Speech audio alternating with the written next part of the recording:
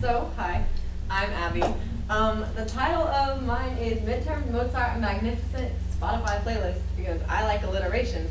But in actuality, it's just about how studying with music affects you and like what's best to study with and like what you shouldn't study with and all that kind of stuff. So we're gonna hit a few points as we go through it. So first of all, we're gonna talk about the benefits of studying with music. Then we're gonna talk about like the who's who and what's what of studying sounds. And then lastly, we're going to talk about the Mozart effect, which is a big deal in science. Ooh, exciting. Okay, so before I start, like, when do you guys think most people listen to music? Like, when you talk to your friends, they're like, yeah, I was listening to this song the other day when I was doing in the car. Driving. What else?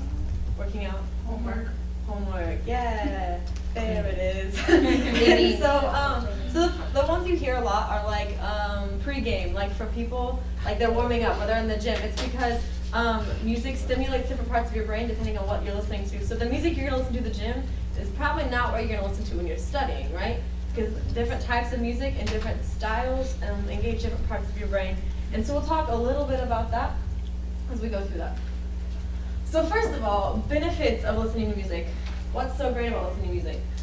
So according to Florida National University, they said that music is found to help someone perform better in high pressure situations, such as the biannual high pressure event that is finals week. Crazy. So music is great in high stress situations because it takes and it lowers your blood pressure actually when you listen to music that you enjoy or music that you find relaxing. So it calms you down in situations like that. Also, we are part of the multitasking generation. Like, yeah, I'm writing a paper, but I'm also scrolling through Twitter. Like, yeah, like I'm texting my mom, but I'm also watching Netflix. Like, I don't know if you text your mom that often, but, so like, you know, we're used to doing multiple things at a time. So studying in silence, like, ready?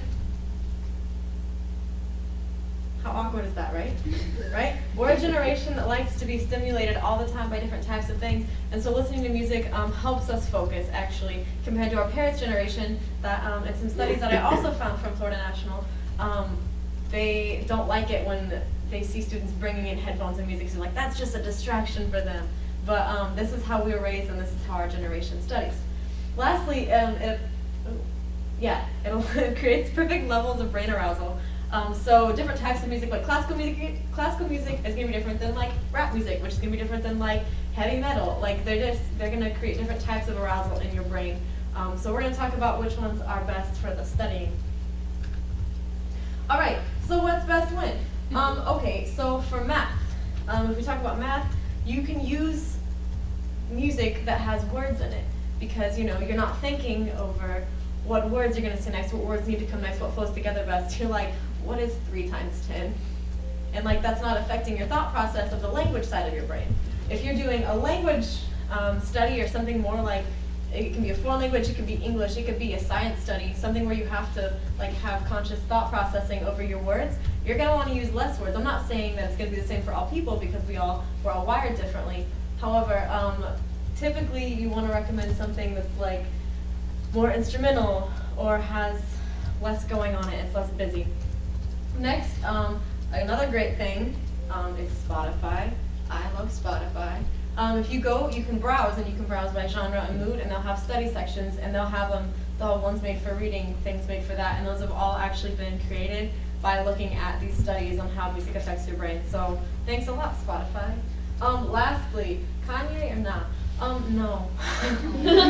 Typically, listening to things like pop music or like rap music or things like that where there's a lot of words and there's a lot of like background beats is really distracting to your study habits. And so your brain, especially like, all right, guilty pleasure, I love Eminem, but if I'm listening to Eminem and I'm trying to write a paper, I'm like trying to focus on like all these words like that he's saying and like not what I'm writing. So I'm gonna say nah.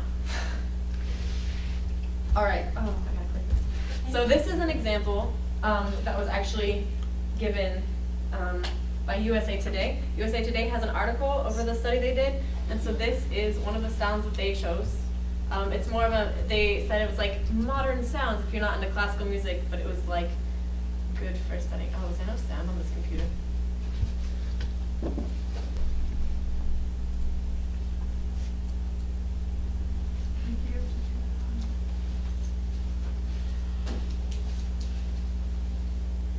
Nice. Clinically proven to hydrate your skin even after you shave. Schick Hydro Silk. Free your skin. So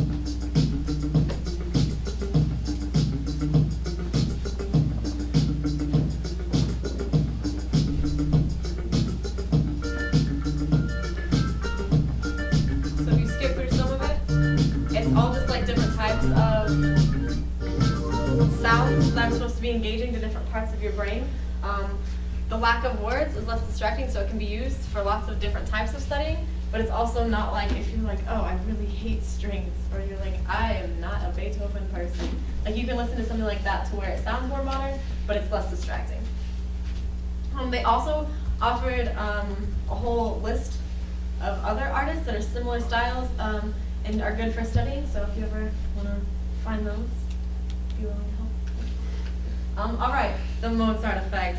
This is my boy, Johannes Chrysostomus's Wolfgang Theophilus Mozart.